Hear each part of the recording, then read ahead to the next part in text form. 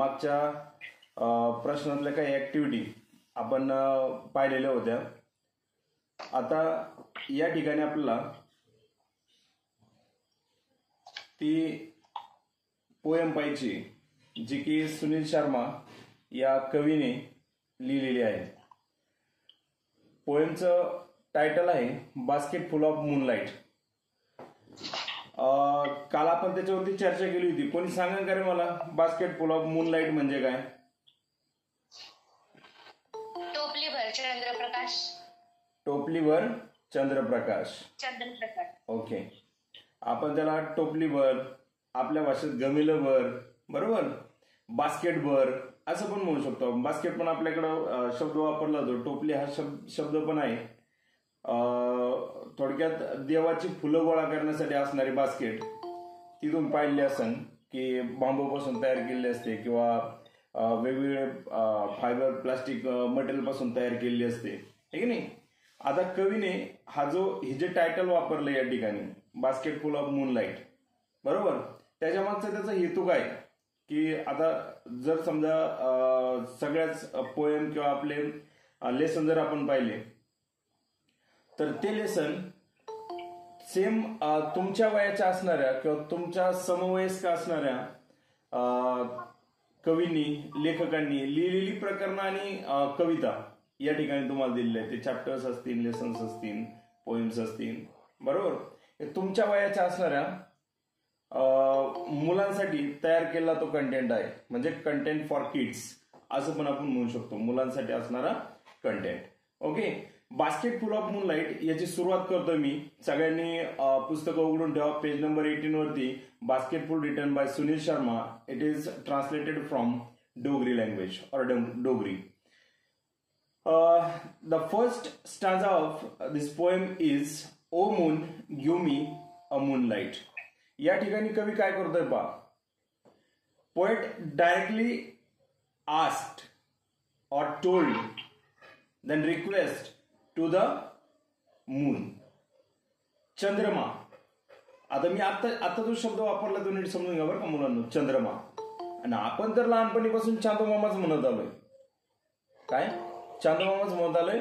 चांदोमामा भागलास का, बरोबर, तो लिंबुनीच्या झाडामागे लपलास का, असा शब्दप्रयोग आपण वापरलेला आहे. लहानपणीपासून आपण त्याच्याविषयी बोलत आलेलो आहे. परंतु जर भारतीय साहित्यामध्ये किंवा आपल्या मराठी साहित्यामध्ये असं आपण म्हणू, कोणाच तरी ऑडिओ ऑन आहे बरं का, तो एकदा ऑफ करून घ्या आणि पुन्हा तो सुरू करायचं नाही कोणीच. पहा, जर तुम्हाला अडचण असेल तर तुम्ही माईक ऑन करून मला प्रश्न विचारू शकता किंवा तुमची काही अडचण असेल ती मला सांगू शकता. ओके, पहा तिथं चांदोमामा भागलास का हे आपण म्हणतो. आपल्या साहित्यांमध्ये चांदोमामा ही कन्सेप्ट वापरली जाते. पण फॉरेनचं साहित्य जर आपण पाहिलं किंवा इंग्रजी साहित्य जर आपण पाहिलं तर इंग्रजी साहित्यामध्ये चांदोमामा नाही, इंग्रजी साहित्यांमध्ये चांदोमामी पाहायला मिळते. म्हणजे कशी, चांदोमामी हा शब्द प्रयोग याच्यासाठी वापरलाय की आपल्याला क्लिअर झालं पाहिजे कॉन्टेक्स्ट काय आहे आणि कॉन्टेक्स्ट मध्ये वापरला जाणारा कर्ता किंवा तिचे नाम असेल त्याच्यासाठी कोणतं सर्वनाम वापरलं जातं. ओके, मग या ठिकाणी पहा, जर तुम्ही चंद्र हा शब्द प्रयोग वापरत असाल आणि जर तुम्हाला डायरेक्ट क्वेश्चन टॅग करायला सांगितला तर त्या ठिकाणी तुम्हाला चांदोमामा माहितीये म्हणून तुम्ही काय असेल ते समजा इजंट ही, वॉजंट ही, ओंट ही असा शब्द प्रयोग कराल तुम्ही किंवा हॅझंट ही असा शब्द प्रयोग कराल, बरोबर. पण तुमचा तो टॅग चुकून जाणार आहे. कारण चंद्र, सूर्य, पृथ्वी यांच्यासाठी जो शब्द प्रयोग किंवा जे सर्वनाम वापरलं जातं ते शी वापरलं जातं. शी हे सर्वनाम त्या ठिकाणी वापरलं जातं. म्हणजे क्वेश्चन टॅग करताना तुम्हाला त्या ठिकाणी इजंट ही, वॉजंट ही, ओंट ही किंवा हॅझंट ही, हॅडंट ही असं तुम्हाला शी हा शब्द प्रयोग तुम्हाला करावा लागेल. ही वापरून चालणार नाही. म्हणजे तुम्ही जर मागच्या वर्षीची आपली पोएम जर पाहिली, सिल्वर पोएम, त्या सिल्वर पोएम मध्ये पण काय दिलेलं आहे पहा. नाईट टाइम फर्स्ट स्टांजामध्ये तो दिलेला आहे आणि त्याच्यामध्ये she walks with her silver shoon, walks in her silver shoon असा शब्द हर HER हर हा शब्दप्रयोग त्या ठिकाणी वापरलेला आहे. म्हणजे या साहित्यामध्ये, इंग्रजी साहित्यांमध्ये चंद्र हा पुरुष नसून किंवा पुल्लिंगी नसून स्त्रीलिंगी वापरलेला आहे. लक्षात आलं. म्हणून त्या ठिकाणी तुम्हाला क्वेश्चन टॅग करताना नामाच्या जागी सर्वनाम वापरावं लागतं आणि ते तुम्हाला शी हे सर्वनाम वापरायचं. हे क्लिअरली डाऊट मनातला क्लिअर करून घ्या, कारण ज्यावेळेस तसा प्रश्न तुम्हाला आता येणार नाही, कारण आताच्या कंटेंटमध्ये चंद्रमा कुठेच वापरलेली नाहीये किंवा चंद्रावरती एखादा प्रश्न येईल असा कॉन्टेक्स्ट आपल्या पुस्तकामध्ये नाहीये. बरोबर. म्हणजे जेणेकरून तुम्हाला क्वेश्चन टॅग करायला जाईल, ग्रामॅटिकल पार्ट त्याचा नाही. पण ज्यावेळेस तुम्ही स्पर्धा परीक्षेला जाल त्यावेळेस मात्र 100% तुम्हाला विचारला जाईल असा प्रश्न, कारण हा किचकट प्रश्न आहे. ओके. थोडा काठिण्य पातळीमध्ये वरच्या पातळीचा प्रश्न येतो, कारण क्वेश्चन टॅग सगळ्यांना माहिती आहे, पण चंद्र, सूर्य, पृथ्वी यांचा क्वेश्चन टॅग कसा करायचा हे कोणालाच माहित नाहीये. कोणालाच म्हणजे थोडक्यात तो शिकवला जातो पण आपल्या तो लक्षात राहत नाही. ओके. तुम्ही क्लिअरली लक्षात ठेवा. वाटल्यास तिथं कुठेतरी पेन्सिलने लिहून ठेवा की चंद्रमा, चंद्र, सूर्य, पृथ्वी, देश, देश बरोबर का, देशासाठी सुद्धा शी हा शब्द प्रयोग वापरला जातो. तसं पाहिलं तर भारत हा जगामध्ये एकमेव असा देश आहे की याला भारत माता म्हटलं जातं. असं कधीच होत नाही इंग्लंड माता, पाकिस्तान माता किंवा आणखीन तिकडं ऑस्ट्रेलिया माता, असं कोणतंच दिलेलं नाही. फक्त इंडिया हा एकमेव असा शब्दप्रयोग आहे की याच्या पाठीमागे जेव्हा आपण भारत मराठीमध्ये म्हणतो त्यावेळेस किंवा हिंदीमध्ये म्हणतो त्यावेळेस भारत माता हा शब्दप्रयोग केला जातो. फक्त जगात करेक्ट कॉन्टेक्स्ट हा फक्त भारताचा वापरला जातो, हे लक्षात ठेवा. म्हणजे इथंच तुम्ही समजून घ्या की आपल्याला शी हा शब्दप्रयोग चंद्रमासाठी, देशासाठी किंवा पृथ्वीसाठी वापरायचा आहे. ओके. आता आपण पोएम पाहूयात. पहा. O moon give me moonlight. कवी डायरेक्ट चंद्राला हाक मारतोय आणि चंद्राला म्हणतोय काय, हे चंद्रमा तुझा चंद्रप्रकाश मला दे. चंद्रमा तुझा प्रकाश मला दे. Give me. Okay. Here is a request. या ठिकाणी रिक्वेस्ट वापरलेली. आता तुम्ही जर स्टांजा जर पाहिल्यात त्याच्यावरती पण एकदा चर्चा करतो, काल कोणी जर तासाला नसेल तर. याच्यामध्ये स्टांजा हा फिक्स नाहीये, त्याच्यामधले सेंटेन्स हा फिक्स नाहीये, जेणेकरून त्याचा रायमिंग पॅटर्न आपल्याला ठरवता येईल, रायमिंग वर्ड्स आपल्याला ठरवता येतील. कवीने ही कविता फ्री वर्स या अलंकारामध्ये म्हणजेच मुक्त छंदामध्ये कविता लिहिलेली आहे. ओके. त्याला कोणतंही मीटर त्याने रायमिंग पॅटर्न लावलेला नाही. त्याने आपली कविता लिहायची म्हणून लिहिली, पण इतकी मार्मिक कविता लिहिली का त्याचं काही लिमिट नाही. ओके. मार्मिक कशी आहे ती पुढे तुम्हाला मी त्याच्याविषयी बोलणारच आहे. पण सध्या पाय द O moon give me moonlight.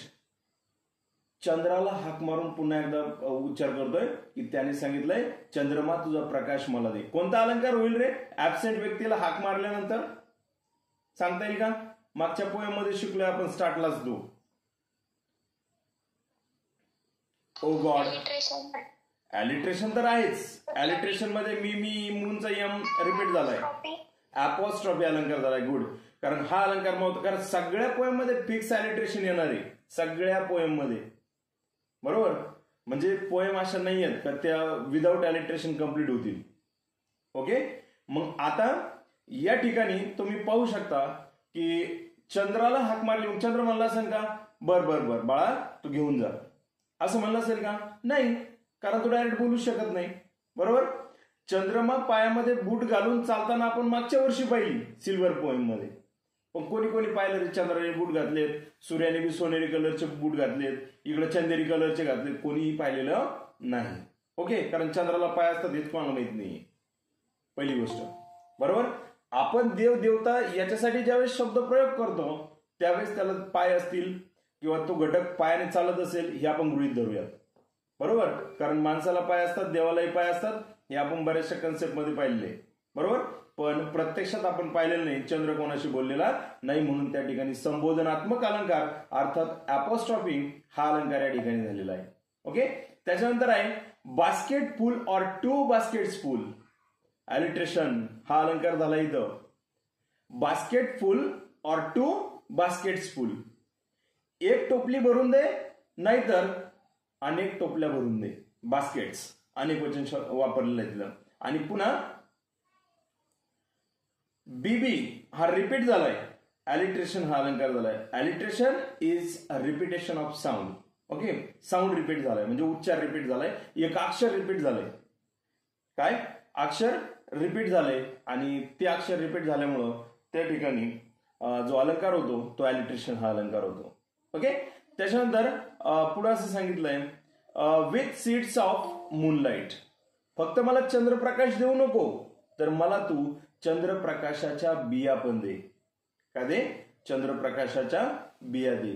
या चौथ्या ओळीमध्ये पुन्हा एक अलंकार होतोय. तो अलंकार असा आहे की सीड्स, यसने सुरू झालाय साऊंड आणि यसच शेवट आहे पुन्हा. जेव्हा एकाच अक्षराने शब्दाची सुरुवात आणि शेवट होतो त्यावेळेस त्या ठिकाणी कन्सोनन्स हा अलंकार होतो. तुम्ही लिहून घेऊ शकता कन्सोनन्स,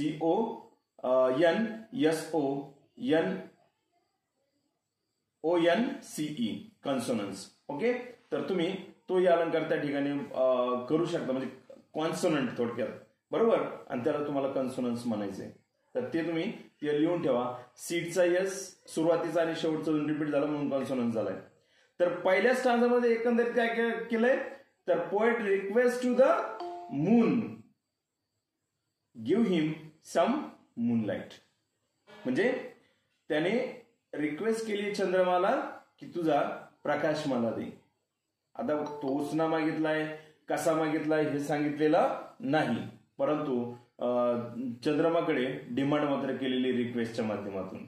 ओके, त्याच्यानंतर पुढे सांगितलंय from the city to my village on the sides of the path I want to sow many small small moons of light. काय करायचंय बरं त्याला चंद्रप्रकाश घेऊन?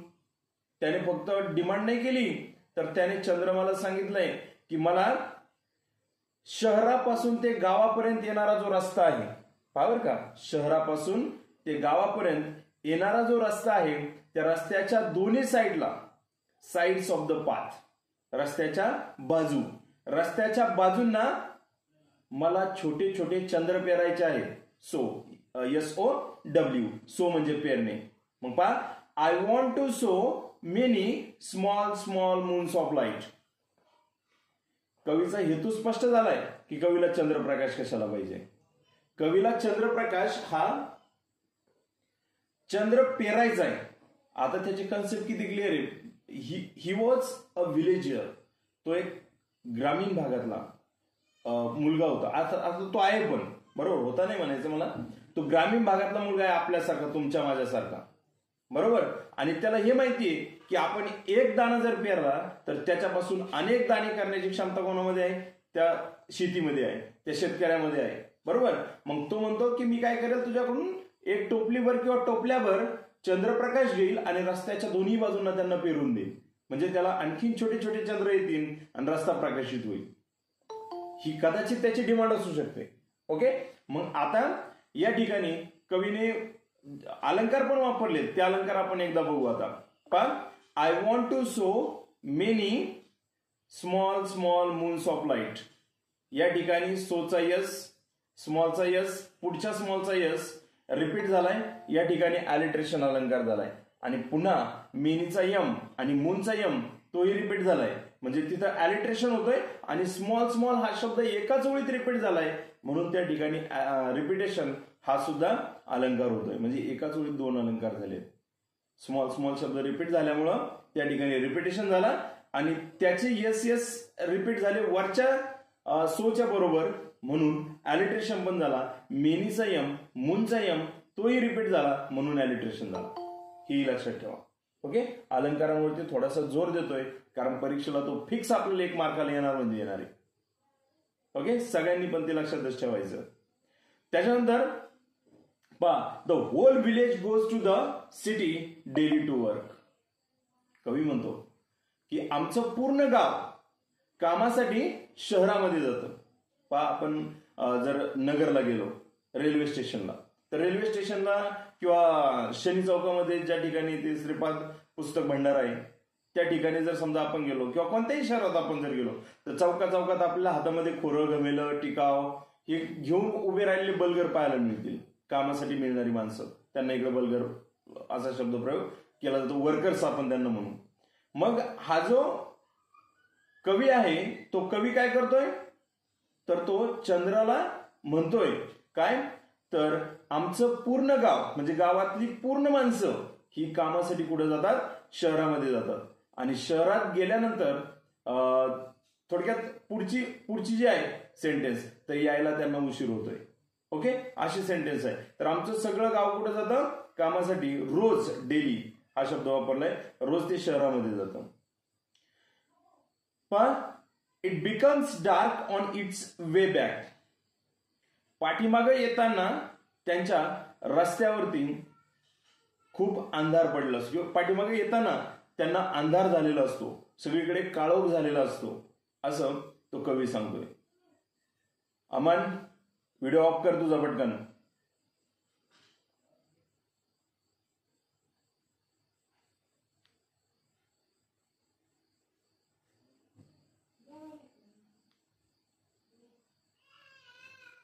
बर. The whole village goes to the city daily to work. It becomes dark on its way back as my village is quite far.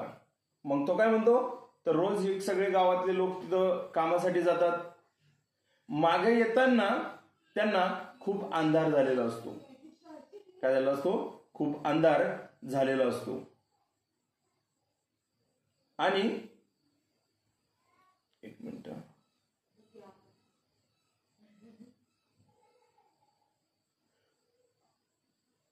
खूप अंधार त्या ठिकाणी झालेला असतो, असं तो कवी सांगतोय.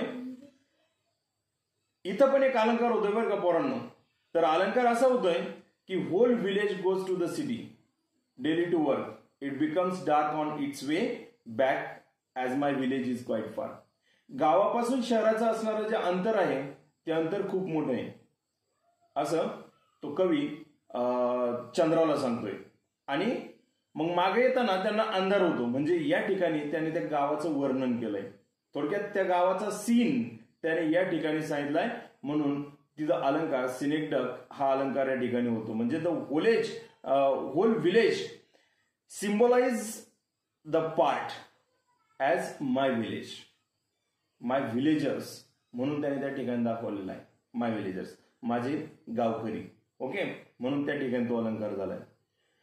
तर एकंदरीत जर आपण पाहिलं, या दोन्ही स्टॅन्झाचं जर कोऑर्डिनेशन आपण जर पाहिलं, किंवा त्या स्टॅन्झांमधलं कोऑर्डिनेशन, सेंटेन्स मधलं कोऑर्डिनेशन जर पाहिलं, तर त्याला त्या चंद्रप्रकाशाच्या बिया का पाहिजेत ही सगळ्यात महत्वाची गोष्ट आहे. तर त्याला तिथं चंद्रप्रकाशाच्या बिया याच्यासाठी पाहिजेत की त्याला रस्त्याच्या कडेला चंद्र पेरायचे. का, तर मागे येण्यासाठी त्याच्या कुटुंबाला किंवा त्या गावातल्या लोकांना, त्याच्या कुटुंबातून एक व्यक्ती जातोय म्हणून त्याला ते चंद्र पेरायचे आहे, ते आपल्याला नंतर कळणारच आहे.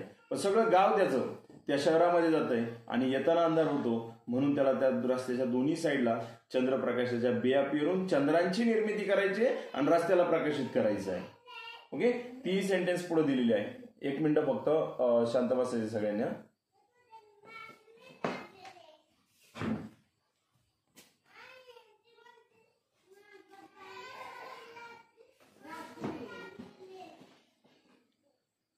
हा, लागले का आम्हाला लगेच? पहा आता, तर पुढची सेंटेन्स अशी आहे, the route is tough and full of snakes and scorpions. तो सांगतो की तो जो रस्ता आहे पाठीमागे येण्याचा, तो रस्ता हा विंचवांनी आणि सापांनी भरलेला आहे. खडतर रस्ता आहे, टफ. तुम्ही रफ अँड टफ असं पण म्हणू शकता, खडतर, बरोबर. तर तो रस्ता येण्यासाठी जो रूट आहे, the route is tough and full of snakes and scorpions. या ठिकाणी पण एस रिपीट झालाय, अलिट्रेशन हा अलंकार झालाय पुन्हा एकदा. ओके, तर तो जो रस्ता आहे तो रस्ता विंचवांनी आणि सापांनी भरलेला आहे. Neither bus nor cart plies, त्याचं मिनिंग इकडे दिलेलं आहे पहा. तर ते असं आहे की travels regularly over the route. म्हणजे जर आपण एकंदरीत नगर पाथर्डी म्हणलं किंवा नगर पुणा जर म्हणलं, तर कायमस्वरूपी जो जाण्या येण्याचा रस्ता आहे, बरोबर, त्या रस्त्यावरती कायम सातत्याने ये जा करणाऱ्या ज्या गाड्या आहेत, त्या ये जा करणाऱ्या गाड्यांविषयी या ठिकाणी त्याला प्लाइज असं म्हणतात. म्हणजे भाडेतत्वावरती असणाऱ्या किंवा शासनाकडून कायमस्वरूपी दिल्या जाणाऱ्या ज्या ज्या गाड्या असतात, बसेस असतात, कायमस्वरूपी ये जा करणाऱ्या, त्याला प्लाईज हा शब्द वापरला जातो. ओके. मग आता इथं पुन्हा असं सांगितलंय की नॉर कार्ट नॉर बस, एक minute, neither bus nor cart plies. गाडी पण जात नाही आणि बस पण जात नाही.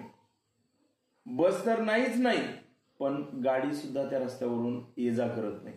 प्लाईज म्हणजे ये जा करणे. ओके. मग तिथं पण एन रिपीट झालाय, पुन्हा एलिट्रेशन झालाय. म्हणजे वारंवार ये जा करणाऱ्या गाड्या त्या रस्त्यावरती नसतात. उशीर झाल्यामुळे या लोकांना पायी यावं लागतं. काय? पायी यावं लागतं आणि रस्ता विंचवांनी आणि सापांनी भरलेला आहे असं तो मुलगा त्या ठिकाणी सांगतो किंवा कवी त्याच्या माध्यमातून सांगतो. मग पहा, when my father returns home I am asleep. माझे वडील जेव्हा पाठीमागे घरी येतात मी झोपलेलो असतो किंवा मी झोपी जातो असं तो म्हणतो.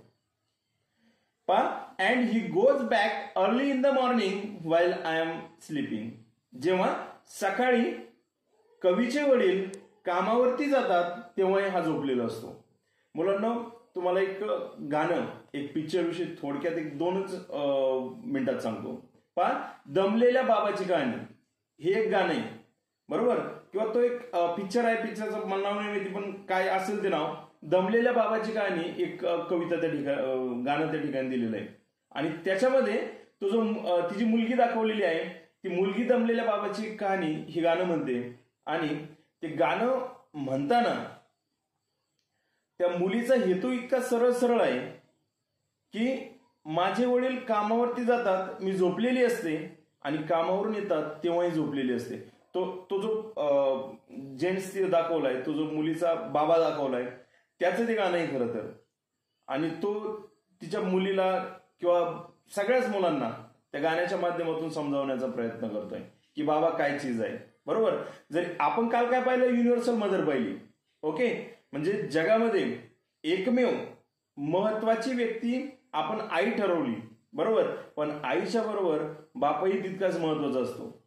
कारण आई आपल्याला थोडक्यात रडते आपल्यासाठी, म्हणून आपल्याला ती जवळची वाटते. आणि बाबा आपल्याला कायमस्वरूपी टोमणे मारतात किंवा आपल्याला बोलतात, खडसावतात, बरोबर? पण त्यांचा हेतू शुद्ध असतो. कोणत्याच पालकाला, पालक कसेही असू द्या, कसेही म्हणतोय आम्ही, कारण आपल्याला वेगवेगळ्या प्रकारचे पालक पण माहिती येतं. ओके. पालक कसेही असू द्या, पण प्रत्येक पालकाला वाटत असतं की आपलं मूल हे चांगलं असलं पाहिजे, आपलं मूल हे नैतिकतेच्या मार्गावरती असलं पाहिजे, सत्याच्या मार्गावरती असलं पाहिजे, आपल्या मुलाचं चांगलं म्हणून नाव घेतलं गेलं पाहिजे. ओके. असं म्हणणारा बाप असतो. आणि म्हणून तो बाप आपल्याला कायमस्वरूपी खडसावून काय करत असतो, तर आपल्याला चांगल्या मार्गावरती चांगले गुण आपल्यामध्ये येण्यासाठी बोलत असतो. आता हा मुलगा काय म्हणतो पहा, when my father returns home I am asleep. जेव्हा माझे वडील हे कामावरून घरी येतात मी झोपलेलो असतो. And he goes back early in the morning while I am sleeping. जेव्हा ते कामावर जातात तेव्हा मी झोपलेलोच असतो. ओके. त्याच्यानंतर पुढे सांगितलंय, O moon give me a basket full of moonlight on loan. आता कवी थोडासा वैतागल्यासारखं वाटतो, कारण कवी सारखा चंद्राला म्हणतोय मला तुझा चंद्रप्रकाश दे, टोपली भर दे, नाही तर टोपल्या भर दे, परंतु चंद्राकडून कोणताही रिस्पॉन्स येत नाही. मग तो त्याला म्हणतो आता कोणी आपण उसने पैसे मागू नये, आपल्याला देत नाही ना, आपण म्हणतो मग कर्जावरती दे पैसे, मला उसने नाही, आता तू मला कर्जावरती दे, बरोबर? मला ते कर्ज दे. आणि मग कर्ज देताना तो काय म्हणतोय पहा, on loan I want to light the dark route so that my father returns early. त्याची मुलाची असणारी मानसिकता ही तुम्हाला या ठिकाणी पाहायला मिळेल. त्याला चंद्र का पेरायचे, तर त्याच्या वडिलांनी संध्याकाळी लवकर घरी यावं, म्हणजे याला झोपण्याच्या अगोदर त्याच्या वडिलांनी घरी यावं, म्हणून तो चंद्राला म्हणतोय तुझ्या बिया मला दे, मी तुझ्या बियांच्या माध्यमातून तो रस्ता प्रकाशित करेल आणि माझे वडील लवकर घरी येतील. पहा, I want to light the dark route so my father returns early. या ठिकाणी एक अलंकार झालाय. तर लाईट अँड डार्क हे जे दोघांचे विरोधी शब्द आहेत, विरोधाभास अलंकार मराठीमध्ये. ओके, जर कवितेच्या ओळीमध्ये विरोधी कल्पना असणारे किंवा विरोधदर्शक दोन शब्द, विरुद्ध शब्द जर एकाच ओळीमध्ये आले तर त्या ठिकाणी विरोधाभास अलंकार होतो. सगळ्या मुलं मुली मला सांगा बरं, विरोधाभास अलंकार म्हणजे काय इंग्लिशमध्ये काय म्हणतात त्याला? कोणीतरी एक जण सांगा. आपण घेतलेले ते रेग्युलर तासांना, पण जे मागच्या वर्षीचे विद्यार्थी होते त्यांना ते माहिती पाहिजे. नसेल आठवत तर पहा, विरोधाभास अलंकार म्हणजेच अँटिथेसिस. कोणता अलंकार आहे? अँटिथेसिस. लिहून ठेवा तिथं. डार्क आणि लाईट हे दोन शब्द अंडरलाईन करायचे आणि त्या ठिकाणी अँटिथेसिस हा अलंकार लिहायचा. ओके, म्हणजे कवी विरोधी कल्पना त्या ठिकाणी वापरतात. काय? I want to light the dark route. अंधारमय रस्ता मला प्रकाशित करायचा आहे. So that my father returns early. माझे वडील कशासाठी? तर माझे वडील लवकर घरी येतील. नंतर पुढे सांगितलंय, I too want to hear fairy tales and stories from him. I too want to hear fairy tales and stories from him. आता कवीला काय गरज होती? स्टोरी म्हणलं तरी कळतं का गोष्टच, आणि फेरी टेल म्हणजे परिकथा, कथा म्हणजे गोष्टच. मग कवीने दोन शब्द एकाच ओळीमध्ये समानार्थी शब्द वापरले. समानार्थी शब्द वापरले म्हणून त्या ठिकाणी टॉटोलॉजी हा अलंकार झाला. कोणता अलंकार झाला? टॉटोलॉजी हा अलंकार झाला. ओके, मग तुम्ही आता स्टोरी आणि फेरी टेल्स यांना अंडरलाईन करायची आणि पेन्सिलने तिथे लिहून ठेवायचं की या ठिकाणी टॉटोलॉजी हा अलंकार होतो. कविता खूप भारी आहे. पहा, दमलेल्या बाबाची कहाणी हे जे गाणं आपल्याकडे आता आलं, ही कविता तिथं आहे. आणि तुम्ही तुमच्या पालकांना विचारून पहा, ते शाळेत असताना इंद्रजित भालेरावांची एक कविता होती. कवितेचं नाव आहे बाप. म्हणजे शेतामध्ये माझी खोप, तिथं राबवतो कष्ट तो शेतकरी माझा बाप. बरोबर, बाप ही कविता आहे. म्हणजे उभ्या जगाला मिळाया साखर, काडी ऊसाची पाजट. म्हणजे असा कॉन्टेक्स्ट दिलेला आहे त्याचा. शेतामध्ये माझी खोप, त्याला बोराट्याची झाप. म्हणजे शेतामध्ये झोपडी असते, त्या झोपडीला बोराट्याचं झाप लावलेलं असतं. झाप म्हणजे दार लावलेलं असतं. ओके, अशा पद्धतीने एक कविता इंद्रजित भालेरावांची होती. त्याच्यात बाप अधोरेखित केलेला आहे. एकदा असेच एका कार्यक्रमामध्ये इंद्रजित भालेराव आले असताना ती पोएम दुसऱ्यांदा सिलेबसमध्ये रिपीट झाली होती आणि त्यांना प्रश्न विचारण्यात आला, मागच्या सिलेबसची पोएम तुम्ही या सिलेबसमध्ये कसं काय घेतली? तर इंद्रजित भालेराव, थोडक्यात त्याच्या कमिटीने, अभ्यास मंडळ जे असतं त्या अभ्यास मंडळाने प्रश्न दिला, म्हणजे त्यांनी उत्तर दिलं होतं त्या प्रश्नाला की बाप कधीही बदलत नाही. काय? बाप बदलता येत नाही, म्हणून बाप ही कविता रिपीट झाली. म्हणजे बापाचं एवढं मोठं महत्व सांगितलेलं आहे. आपण युनिव्हर्सल मदर तर पाहिलीच, universal father is also there. Father सुद्धा युनिव्हर्सल आहे. ज्याला बाप समजला ना, तो व्यक्ती कधी आयुष्यात फेल जात नाही. कोणताच व्यक्ती, हे नीट लक्षात ठेवा. कारण बापाची तळमळ आपल्याला डोळ्यात पाहून समजत असते आणि आईची तळमळ ही डोळ्यातून वाहताना कळत असते. समजलं? म्हणजे दोन्ही गोष्टी आपल्याला क्लिअर घेऊन चालायच्या. पण इथं महत्वाची गोष्ट हा बापच आहे. ओके, मग आता याला वडिलांकडून काय करायचंय? पर्यांच्या कथा ऐकायच्यात, गोष्टी ऐकायच्यात. म्हणजे छोट्या मुलांची अपेक्षा तीच असते की आपल्या बाबाने आपल्याला गोष्ट सांगावी, आजोबाने आपल्याला गोष्ट सांगावी, आईने गोष्ट सांगावी, मोठ्या भावाने बहिणीने गोष्ट सांगावी. बरोबर? तर याला त्या गोष्टी ऐकायच्यात आणि वडील उशिरा घरी येतात, हा झोपलेला असतो, आणि जातात त्यावेळेसही हा झोपलेला असतो. म्हणून या ठिकाणी टॉटोलॉजी तो बडबड करतोय. बरोबर? तर हा टॉटोलॉजी अलंकार या कवितेमध्ये होतो. नंतर पुढे सांगितलंय, O moon give me basket full of moonlight. I want to sow seeds of moon on the sides of the path.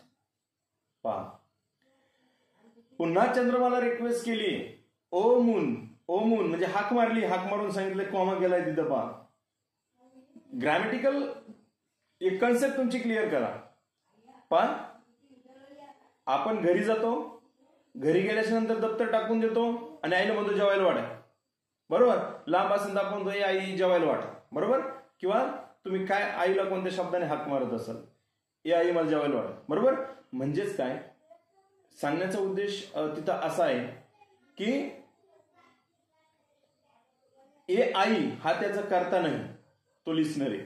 कोण आहे? लिस्नर आहे आणि बोलणारा स्पीकर आहे, ज्याने ती मागणी केलेली आहे, मला पाणी दे किंवा मला जेवायला वाढ, बरोबर, ही जी म्हणजे पुढची रिक्वेस्ट आहे. कारण छोटं मूल मोठ्या व्यक्तीला किती जोराने ओरडलं तरी ती रिक्वेस्टच असते, बरोबर. म्हणजे ते आपण व्यक्तिविशेष समजून घ्यायचे असतात. आता इथं चंद्रमाला हाक मारून काय सांगितलंय, O moon give me basket full of moonlight, मला एक टोपलीभर चंद्रप्रकाश दे. I want to sow seeds of moon on the sides of the path. म्हणजेच थोडक्यात काय, तर मला रस्त्याच्या कडेला काय करायचं आहे, चंद्रप्रकाशाच्या बिया पेरायच्या आहेत. त्यानंतर पुढे असं सांगितलंय, म्हणजे थोडक्यात पुढे असं सांगितलं म्हणजे पुढचे सेंटेन्स संपलेले आहेत. या ठिकाणी अलंकार पुन्हा एकदा झालाय अलिट्रेशन, कारण सो, सीड्स, साइड्स म्हणजे yes is repeated 3 times in a sentence, 3 वेळेस यस रिपीट झालाय. आणि साइड्स आणि सीड्स याच्यामध्ये कन्सोनन्स पण झालाय. म्हणजे तुम्ही अलिट्रेशन आणि कन्सोनन्स हे दोन्ही अलंकार त्या ठिकाणी ठरवू शकता. ओके, मग अशा पद्धतीने आता तो जो मुलगा आहे तो मुलगा, त्याच्या काही डिमांड्स आहेत त्याच्या वडिलांकडे, आणि त्या डिमांड्स पूर्ण करण्यासाठी वडिलांनी लवकर घरी यावं, आणि म्हणून त्याला चंद्राच्या बिया रस्त्यांच्या बाजूला पेरायच्या आहेत. ओके, अशा पद्धतीने तुमची ही पोएम या ठिकाणी संपली आहे. ही पोएम समजली का रे तुम्हाला? ओके, जर अजून काही अडचणी असतील तर मला याच्यावरती तुम्ही विचारू शकता बरं का. थोडक्यात दमलेल्या बाबाची कहाणी ही एक लक्षात ठेवा, बाप ही कविता एक लक्षात ठेवा, कारण इथं वडिलांचं महत्व दिलं आहे. म्हणजे poet tries to highlight the importance of father, वडिलांचं महत्व हायलाइट करण्याचा प्रयत्न या ठिकाणी तो मुलगा करतोय, किंवा तो कवी मुलाच्या माध्यमातून करतोय. ओके.